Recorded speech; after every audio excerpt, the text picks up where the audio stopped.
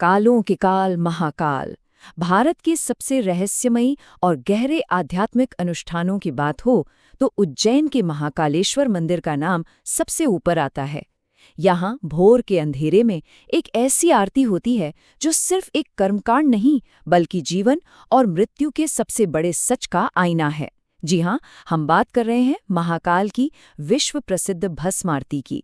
आज के इस विश्लेषण में हम इसी भस्म आरती के रहस्यों की पूरी गहराई में उतरेंगे। अब सबसे पहला और थोड़ा चौंकाने वाला सवाल जो मन में आता है, किसी देवता का भस्म यानी राख से श्रृंगार क्यों? आमतौर पर मंदिरों में देवी देवताओं को आभूषणों, सुंदर फूलों और रेशमी कपड़ों से सजाया जाता है ना। लेकिन महाकाल के दरबार में भगवान को भस्म अर्पित की जाती है। सदियों से चली आ रही यह अनूठी प्रथा आखिर शुरू कैसे हुई और इसके पीछे क्या वजह है, चलिए समझते हैं। तो इस पूरी प्रक्रिया को डिकोड करने के लिए आज का हमारा एजेंडा कुछ इस तरह रहेगा। 1. पवित्र भस्म का दर्शन। 2. महाकाल मंदिर की उत्पत्ति। 3. शिव की 6 आरती। 4.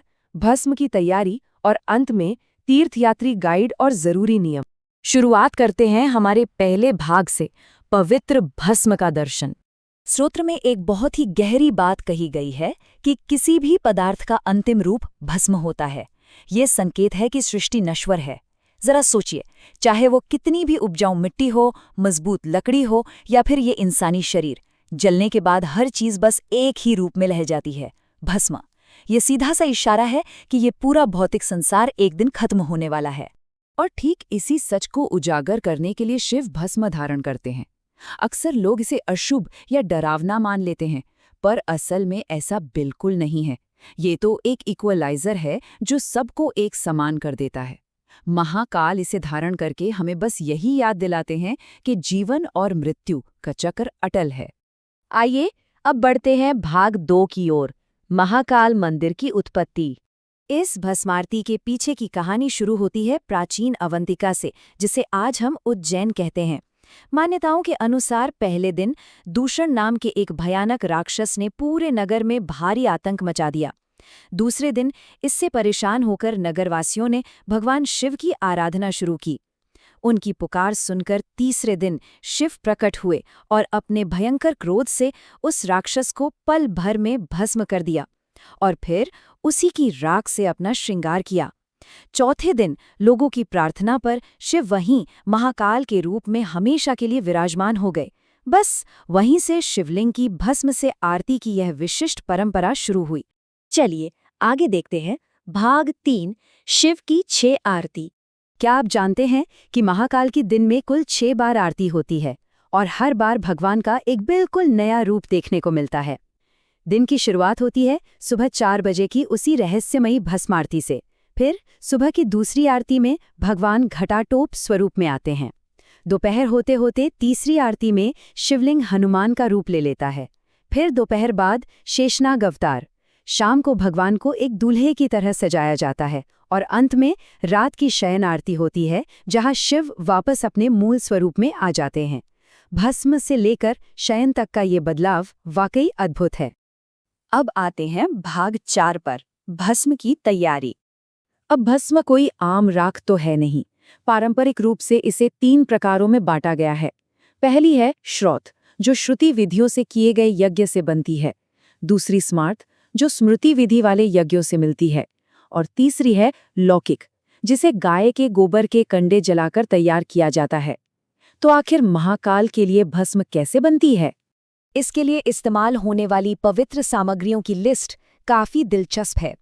इसमें पीपल और पाखड़ की लकड़ी, रसाला, बेलपत्र, केला, गाय का गोबर और कच्चा दूध शामिल हैं। ये सारी चीजें प्रकृति और सृजन का प्रतीक हैं। इन सबको इसलिए इकट्ठा किया जाता है ताकि इन्हें जलाकर नश्वरता के प्रतीक यानी भस्म में बदला जा सके। इसकी तैयारी की प्रक्रिया भी किसी विज्ञान से कम नहीं है। सबसे पहले इन पवित्र सामग्रियों को हवन कुंड में जलाया जाता है। फिर जो राख बचती है उसे कपड़े से अच्छी तरह छाना जाता है।